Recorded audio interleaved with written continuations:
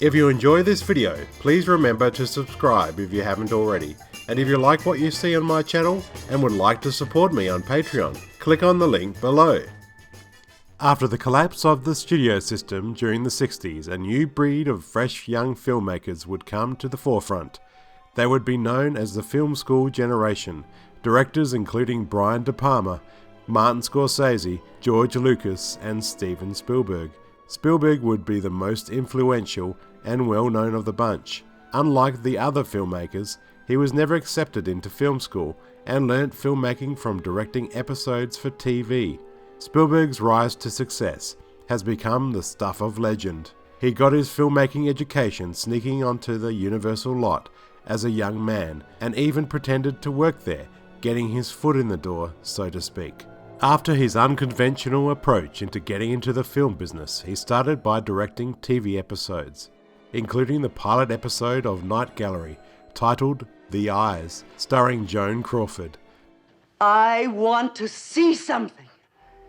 Trees, concrete, buildings, grass, airplanes, color! After seeing Spielberg's short film, Amblin, studio head Sid Sheinberg hired Spielberg to direct more TV episodes for shows including Marcus Welby, MD, Marshall Counselor at Law, and The Psychiatrist. Spielberg felt Universal Studios was the place he actually felt he belonged, but his main goal and dream was to become a filmmaker.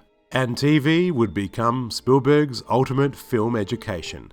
There wasn't not yet a new wave. You know, the young, as they call the movie brats, hadn't quite moved into Hollywood yet. And I was caught inside the transition of men and women in their 60s, 50s and 60s who were about to leave show business, maybe even late 60s, but who had made all the great movies of the golden era.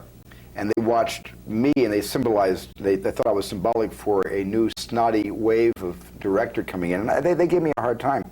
The main thing they tested me on was just, you know, was I making decisions fast enough? Did I know what I was doing? Was I doing the right thing? You know, and could I command the crew? I could not command the crew, but I think they respected me because at least I had an idea. It might have been a good idea, but I think all they cared about was, did I have ideas? A short story which was published in Playboy magazine and written by Richard Matheson, legendary science fiction writer for shows including The Twilight Zone and sci-fi novels like I Am Legend. Spielberg's secretary suggested he direct the short story and make it into a movie. My assistant, Nona Tyson, found Duel. She said, I read this article, this short story by Richard Matheson in Playboy magazine. I said, what do you think reading Playboy magazine, Nona? Are you kidding? She said, no. But she said, I love the fiction. And she said, I want you to read the short story. I think this is right up your alley. And I read the short story and I said, wow, this is terrifying. This is like a Hitchcock movie. It's like Psycho with the birds, only it's on wheels. He got the job of directing the TV movie titled Duel, mainly because his close friend, George Lucas, after watching the Spielberg-directed premiere episode of Columbo, titled Murder by the Book, Lucas was impressed, and he lobbied for him at the studio, getting him the directing gig. This would be Spielberg's second feature-length directing effort, after his 1971 The Name of the Game NBC television series episode, LA 2017. Spielberg, at this time, felt his career was really going forward and was proud of himself by what he had accomplished. Writer Richard Matheson adapted the script from his own short story. Matheson got the inspiration for the story when he was tailgated by a truck driver while on his way home from a golfing match with friend on November the 22nd, 1963, which happened to be the very same day of the JFK assassination. After many attempts to pitch his idea as an episode for a television series, he decided to write it as a short story instead. In casting Duel, Spielberg wanted actor Dennis Weaver in the starring role as David Mann because he admired Weaver's work in the Orson Welles film Touch of Evil. Duel was one of Weaver's first film roles after he left the TV show Gunsmoke. Dustin Hoffman was originally considered for the lead in Duel. Gregory Peck was even considered to play the lead before it was decided to make it into a TV movie. For the villain of the film, Spielberg was shown many different semi-trucks. He chose a Peterbilt because the front of the truck resembled a face. Spielberg said that the multiple license plates on the front of the bumper of the truck subtly suggests that the truck driver is a serial killer, having run down other drivers in other states. For each shot, several people were given the task to make the truck uglier. Dennis Weaver's car was carefully chosen, and it was a red Plymouth Valiant. Matheson's script made it explicit that the villain be unseen and an unnamed truck driver, aside from the shots of his arms and boots that were needed to convey the plot.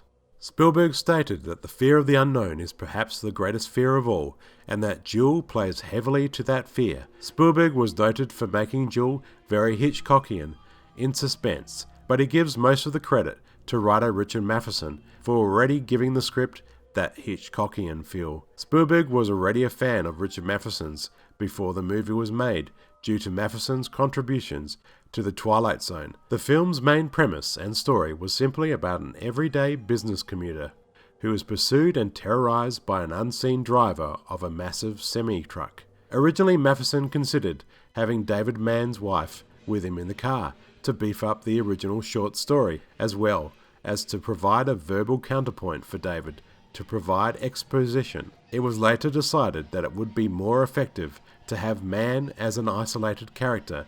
The movie was filmed in and around the communities of Canyon County. Most sequences were filmed on the Sierra Highway and Angeles Forest Highway.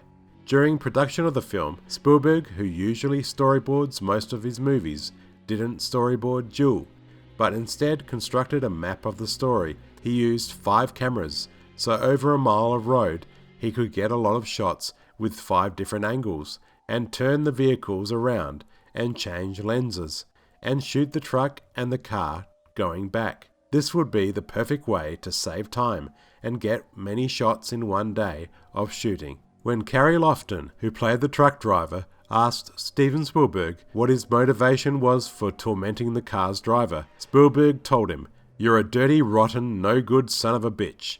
Lofton replied, "Kid, you hired the right man.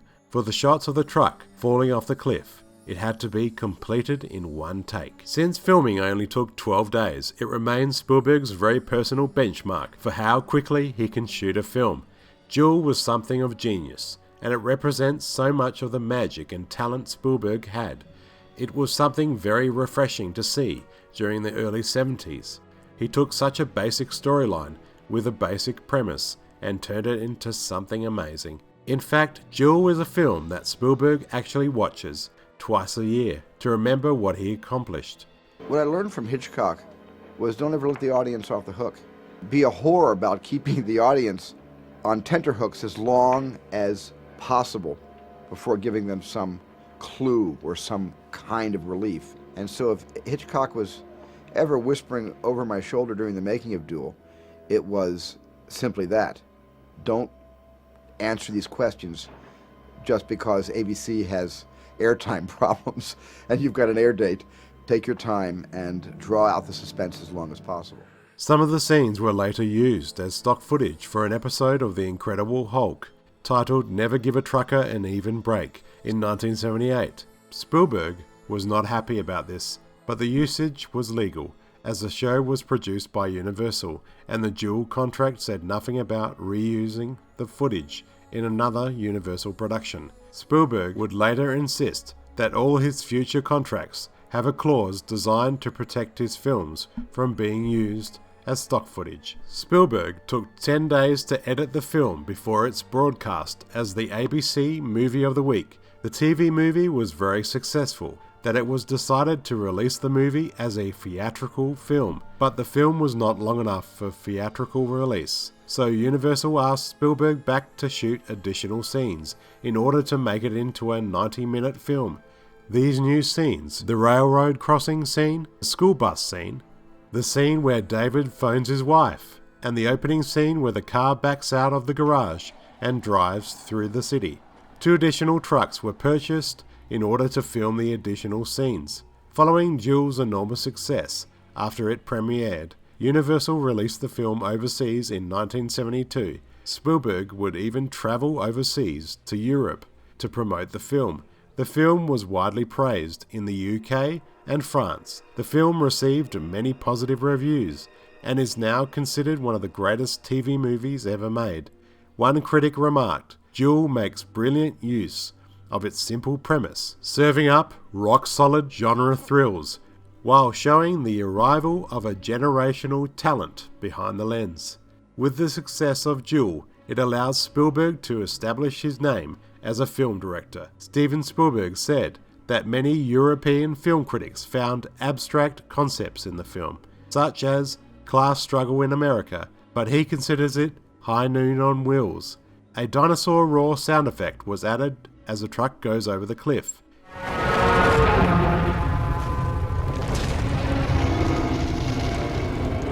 It was also heard in Spielberg's other film, Jaws.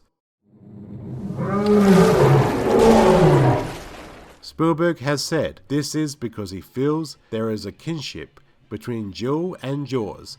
He has also said that inserting the sound effect into Jaws was my way of thanking Duel for giving me a career. The sound effect was actually taken from the 1957 B movie, The Land Unknown.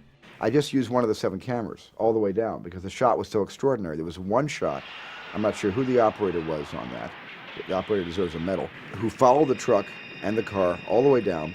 Network executives apparently wanted the truck to explode when it went over the cliff. Spielberg argued against this. He wanted to show the truck slowly dying so audiences could get a sense of payback since the truck had spent the entire film torturing the driver. Steven Spielberg remarked when he was making Duel and directing other television shows, he viewed the medium with a sense of snobbery. However, many years later, the director admitted that it gave him crucial preparation he needed for directing film. Duel has garnered a major cult following, and references to the film are made in a number of films and television shows. The car in 1977 was a straight rip-off, except done with a killer car that terrorizes a town. The original truck from the film appeared in the film Talk in 2004. In 2009, writers Stephen King and Joe Hill paid tribute to Matheson's classic short story with a story titled Throttle.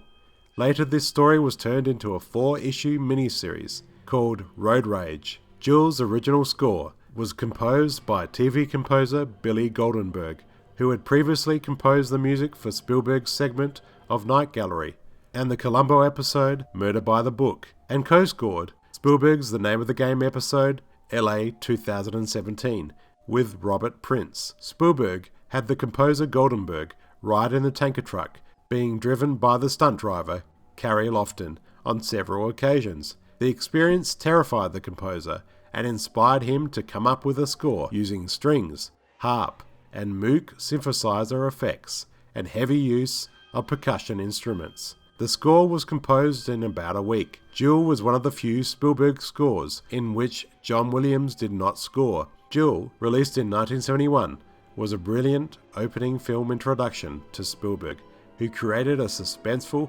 Hitchcockian feel to the film.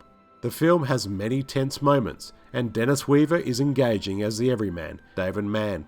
This film also shows Steven Spielberg's brilliance. 4 years later, he would become the biggest director of all time with the release of Jaws in 1975. Duel is certainly a film to see if you haven't checked it out already, and it's definitely a film to revisit over and over again. Steven Spielberg is truly a giant of a filmmaker. I discovered Spielberg's films officially when I saw Raiders of the Lost Ark in 1985 on VHS. It was a movie that has since become my favourite film of all time, and I can say that Spielberg films piqued my imagination even more when I saw Close Encounters of the Third Kind in 1977. It changed my life. I just want to say thank you, Steven Spielberg. You are truly a gift from God. My name's JonnyBaak. Thanks for watching.